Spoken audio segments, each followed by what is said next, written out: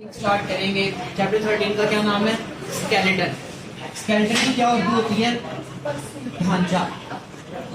अगर मैं इसकी डेफिनेशन करूं तो स्केलेटन की डेफिनेशन ये होती है कि ये असल में फ्रेमवर्क ऑफ, ये क्या होता है? फ्रेमवर्क ऑफ हार्ड आर्टिकुलेटेड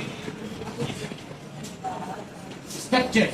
ये हमारे जिस्म में हार्ड और आर्टिकुलेटेड स्ट्रक्चर्स का एक फ्रेमवर्क होता है, पूरा ढांचा होता है जिसमें हमारे जिस्म में सख्त और आर्टिकुलेटेड जो काफी ज्यादा मुड़ी होती है और आपस में एक दूसरे के साथ जुड़ी हुई स्ट्रक्चर्स होती हैं, उनका मजमूआ, उसको हम क्या बोलते हैं? स्केलेटन बोलते हैं। इसके हमारे बॉडी में कितने फंक्शंस होते हैं? तो आपने याद रखना है कि हमारे बॉडी में स्केलेटन के 4 फंक्शन होते हैं। पहला फंक्शन क्या होता है? ये हमारे जिस्म को सपोर्ट प्रोवाइड करता है। सेकंड फंक्शन ये होता है कि ये हमारे जिस्म को प्रोटेक्शन प्रोवाइड करता है। तीसरा फंक्शन ये होता है कि ये हमारे जिस्म के जितने भी ऑर्गन्स हैं, जितना भी हमारा गोश्त है, उसकी अटैचमेंट करवाता है किसके साथ? स्केलेटल मसल के साथ। स्केलेटल मसल्स के साथ उनकी अटैचमेंट करवाता है। आप लोगों ने स्केलेटल मसल्स पढ़े हुए हैं, हमारे मसल टिश्यूज की एक टाइप है। और चौथा फंक्शन ये होता है कि हमारे जिस्म को मूवमेंट में हेल्प करता है। सपोर्ट किस तरह से प्रोवाइड करता है? अगर हम देखें हमारे दिमाग की हिफाजत करने को क्या प्रोवाइड करता है? सहारा प्रोवाइड करता है। अगर हमारे जिस्म में स्केलेटन नहीं होगा तो हम सिर्फ और सिर्फ गोश्त का एक मोटा बन जाएंगे। प्रोटेक्शन की बात करें तो हमारा जो स्केलेटन है हमारे जिस्म को प्रोटेक्शन प्रोवाइड करता है। जैसा कि स्कल किसको प्रोटेक्ट करती है? ब्रेन। इसी तरह अगर हम बात करें रिब्स की, तो रिब्स किसकी हिफाजत करती है? दिल की, हार्ट की हिफाजत करती है। अटैचमेंट टू स्केलेटल मसल, हमारे जिस्म का जितना भी गोश्त है उसको हमारे गोश्त का स्केलेटल मसल के साथ जोड़ने का सारा सहरा किसको जाता है? हड्डियों को जाता है। और लास्ट पर मूवमेंट की बात करें, स्केलेटन ही है जिसकी वजह से हम मूव कर सकते हैं। मूवमेंट 2 तरह की होती है। एक को हम बोलते हैं मूवमेंट ऑफ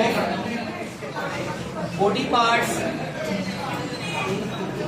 जिसमें हम अपने जिस्म के पार्ट्स को हिलाते हैं, अपने हाथ को हिला रहे हैं, सर को हिला रहे हैं, इसको हम क्या बोलते हैं? Movement of body part. और दूसरी हमारी मूवमेंट होती है जिसको हम बोलते हैं मूवमेंट ऑफ होल बॉडी।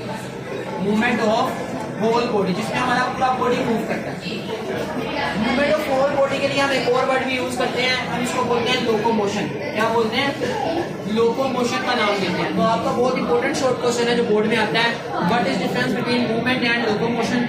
आप बताओगे मूवमेंट एक सिंपल टर्म है और ये मूवमेंट 2 तरह की होती है, बॉडी पार्ट्स की मूवमेंट भी होती है और पूरे के पूरे बॉडी की मूवमेंट भी होती है। पूरे के पूरे बॉडी की मूवमेंट को हम क्या बोलते हैं? लोकोमोशन का नाम देते हैं। स्केलेटन की 2 टाइप्स होती हैं। एक हमारे पास होता है एंडोस्केलेटन, ऐसा स्केलेटन जो बॉडी के अंदर पाया जाए उसको हम क्या बोलते हैं? एंडोस्केलेटन बोलते हैं। और ऐसा स्केलेटन जो बॉडी के बाहर पाया जाए उसको हम क्या बोलते हैं? एक्सोस्केलेटन का नाम देते हैं। तो बहुत सारे ऐसे इंसेक्ट्स हैं उनके बॉडी के बाहर स्केलेटन पाया जाता है।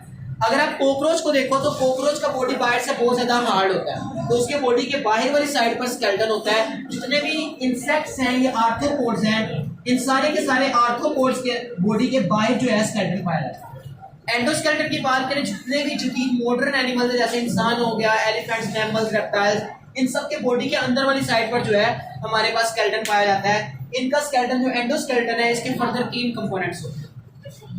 इसके कंपोनेंट्स की बात करें तो इसमें शामिल होती हैं बोन्स, हड्डियां होती हैं, इसके अलावा इनमें कार्टिलेज होता है और तीसरे नंबर पे इसमें पाए जाते हैं कनेक्टिव टिश्यूज।